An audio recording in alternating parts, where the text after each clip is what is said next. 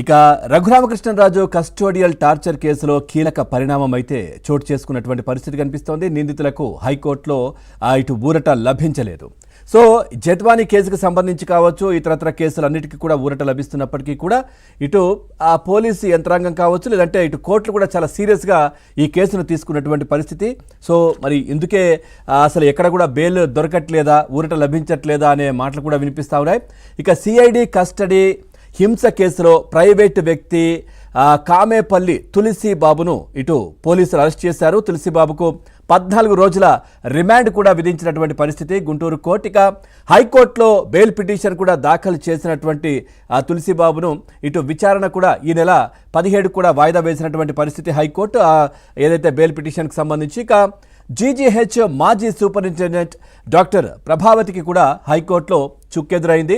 Doctor Prabhavati ముందస్తు bail petition కూడా high court కొట్టేసినటువంటి పరిస్థితి కనిపించింది. కేసు దర్యాప్తు దశలో బెయిల్ ఇవ్వడం సాధ్యం కాదంటూ కూడా ఇటు కోర్టు స్పష్టం చేసింది. ఇక ఇటు విజయ్ పాల్ కావచ్చు, తులసి బాబు కావచ్చు, విచారించినటువంటి పోలీసులు ఇద్దరిని ఒకే ప్లేస్లో పెట్టి విచారించినటువంటి పోలీసులు తర్వాత ఏదైతే ఎంక్వైరీలో వచ్చినటువంటి చాలా అంశాలు కూడా తులసి బాబు ముందు ఇటు పోలీసులు ఉంచి, ఆఫీసర్స్ ఉంచి మాట్లాడినట్టు తెలుస్తూ ఉంది. సో ఆయనకు ఏమి అంటే దాన్ని తప్పించుకునే పరిస్థితి కూడా లేకుండా అంత పకడ్బందీగా సాక్ష్యాలు సేకరించి తులసి బాబును విచారణ చేసినటువంటి పరిస్థితి అయితే కనిపించింది.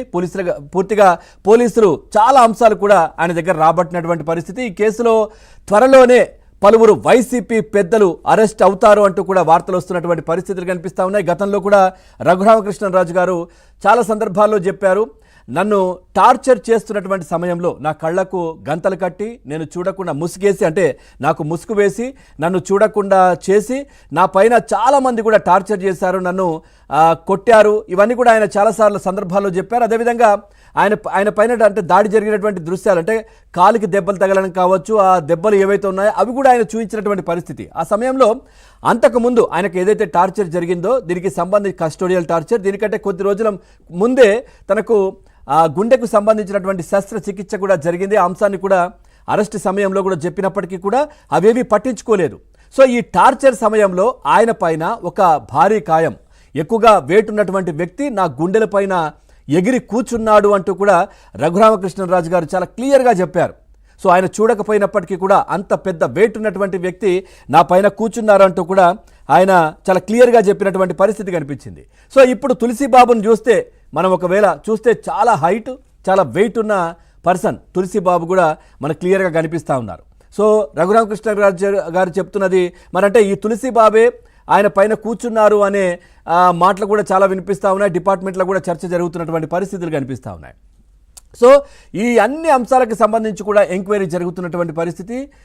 సో ఏదైతే తులసి బాబు ఓవర్ యాక్షన్ కూడా మనం చూసాం, ఏదైతే ఒంగోలులో తమపై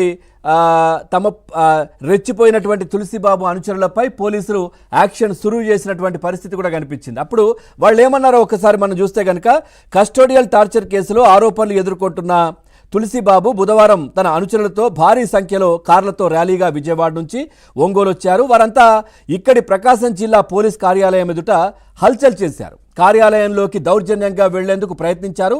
పోలీసులు అడ్డుకోవడంతో వారిని కొందరు బెదిరించారు. సో యూనిఫామ్తో గుడివాడ రండి, మీ అంతు చూస్తాము. మరి గుడివాడ ఎందుకు రమ్మన్నారు?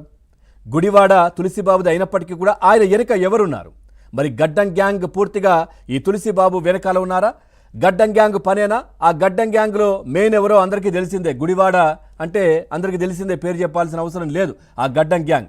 సో ఆయన గతంలో ప్రతిసారి రఘురామకృష్ణరాజు గారిని ఇష్టం వచ్చినట్టుగా దుర్భాషలాడడం, తిట్టడం, ఈ అంతు చూస్తానని చెప్పడం, ఇట్లాంటి కామెంట్లు చాలా సందర్భాల్లో చేశారు. మరి ఆ గడ్డం గ్యాంగ్లో ఉన్నటువంటి బాస్ ఎవరైతే ఉన్నారో మాజీ మంత్రి గుడివాడకు సంబంధించి, మరి ఆయనేనా ఈ తులసి బాబుతో రఘురామకృష్ణరాజు గారి గుండెలపైన ఎగిరి కూర్చునే విధంగా ఆదేశాలు ఇచ్చింది? మరి రఘురామకృష్ణరాజు గారిని అంతమొందించే పని వాళ్ళు చేశారా అనే చర్చ కూడా జరుగుతున్నటువంటి పరిస్థితులు కనిపిస్తూ ఉన్నాయి. ఒకసారి ఈ కేసుకు సంబంధించి అసలు ఏం జరుగుతోంది, ఏం జరగబోతోంది, కోర్టులు కావచ్చు, పోలీసులు కావచ్చు, సిఐడి అధికారులు కావచ్చు,